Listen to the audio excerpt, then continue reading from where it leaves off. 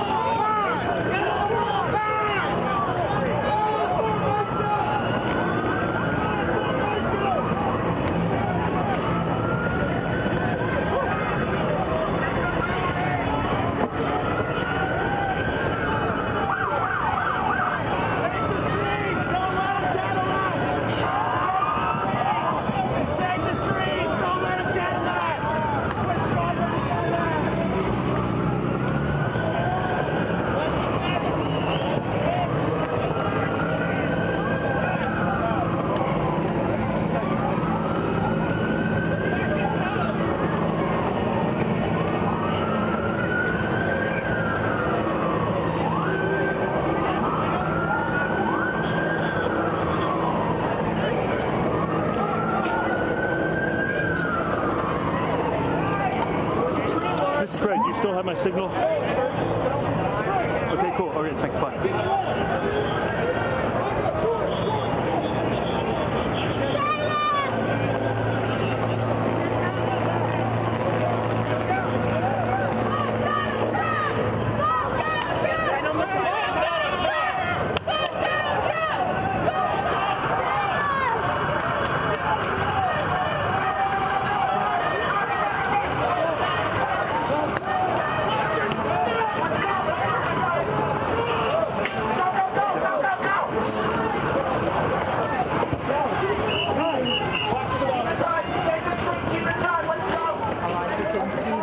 Chaotic scenes across Washington D.C. and of course across Capitol State, there where the official inauguration will of course be taking place. Now, we were anticipating these protests earlier on when we spoke to our correspondent on the ground. He did speak about the fact that security has of course been beefed up because they were expecting the anti-Trump protesters to be a part of this inauguration, but they were just standing in the queues like those that were invited to the actual inauguration. Sophie, what do you want to tell us about this? Well, I mean, after elections, definitely people took to the streets. I remember one night we spent a night moving around, particularly in New York, where one thought that it is Hillary Clinton's stronghold. But later in the day, the next day, we discovered that in many states there were protests. And then people made it clear, or the protesters or the different organizations and NGOs made it clear that they will embark on protests, particularly on the 20th, that is today, during the inauguration. And we also got information that women groups are organizing a bigger march tomorrow. So tomorrow protest will continue.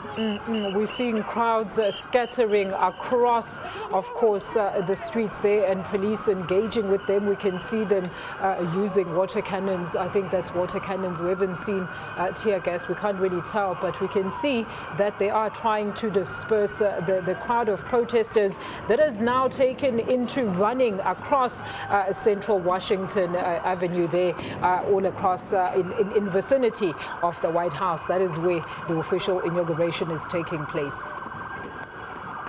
Certainly a very historic one. We've never seen protests of this kind mar any presidential inauguration, particularly in the US. So this is very, very, very interesting indeed. Melo, what do you think about these visuals we're seeing now? I think for me, this sort of like is a reality check for the US, right? Because the US is that country of exceptionalism where everything else that goes wrong happens in other countries. These type of things you'd expect to happen in typically Africa. In some African country. Yeah. They do not happen in the US because the US is educated, they're civilized and so on. And this kind of thing happens. And I think also Donald Trump's election also portended that, because the way he campaigned, the divisiveness, the prejudice, the bigotedness, that type of thing the US is not used to.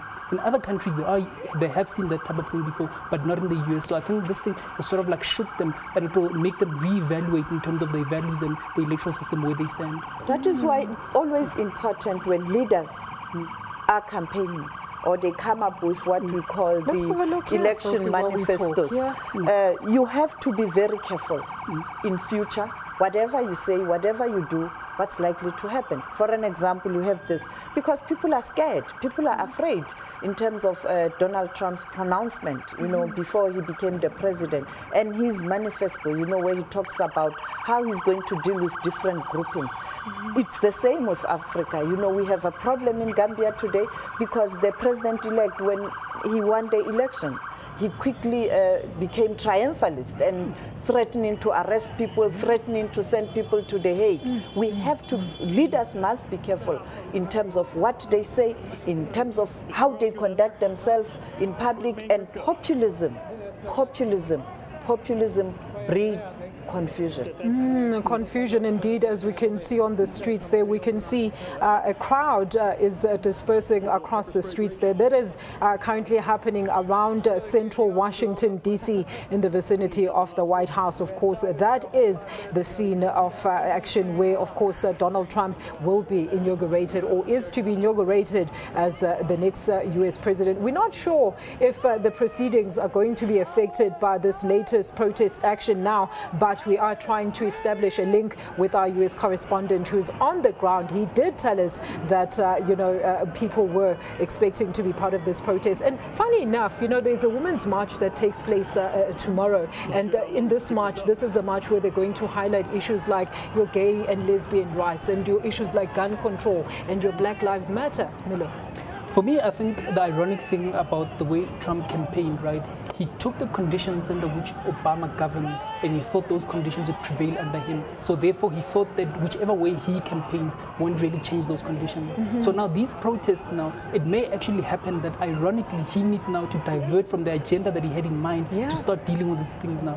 If you start having a divisive country now, those conditions under which Obama governed now no longer hold. Now you need to focus on that, and you cannot push your economic agenda, which might derail him, which typically is what happens with a lot of presidents, right? You have a certain agenda, you come in, this financial crisis, now you have to deal with the financial crisis. Absolutely. So that's the type of thing that happened with Obama. But just to get back to the issue of the Women's March and the other protests that are going on, I think the way that Donald Trump has campaigned, it has really, I think, provoked reaction out of a lot of people in terms of the type of policies that he'd implement, because one of the issues that is raging in the US is the issue of pro-life versus death that relates to the issue of abortion, whether women can abort kids or not. And then women feel that if they are no longer afforded that choice, then it impacts the way that they can live and raise families. There it is, the banner, right there is the banner saying something about make racists afraid again. That is, of course, a group of the protesters that are scuttling across the busy Washington D.C. square. And of course, we are expecting Sherwin Braspies. Is he on the line? Sherwin? Good afternoon. Can you hear us? Do tell us. We can see scenes of chaos in Washington, D.C. square. Do tell us what is currently going on there. Well, breaking news, as you can hear just on the hybrid, the telephone call, there's a helicopter hovering above our location, which is about a kilometer away from Capitol Hill, where the official ceremony is about to get underway.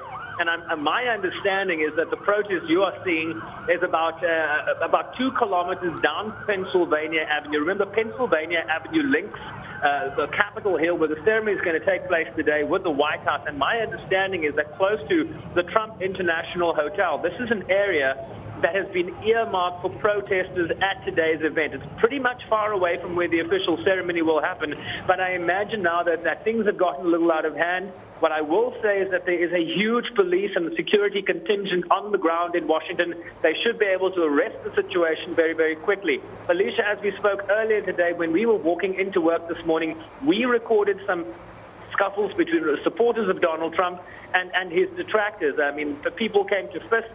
Police quickly stepped in, didn't make any arrests. They even asked us to share our video material with them so they could follow up. There was a gentleman that apparently punched a woman in the face. This caused outrage on the street. So I think you're going to see pockets of this, but as I mentioned, police are on the ground. We have eyes in the sky, and they should be able to take care of any violations or situations that develop during the next few hours. Thank you so much. Sherwin will definitely keep up to date with our reporter on the ground there. That is Sherwin Bryce-Pease. Now, what I understand, Sherwin, just before you go very quickly, we're seeing 2 very different pictures here. On the one side, this is, of course, at the Capitol Hill leading into the White House. It looks like things are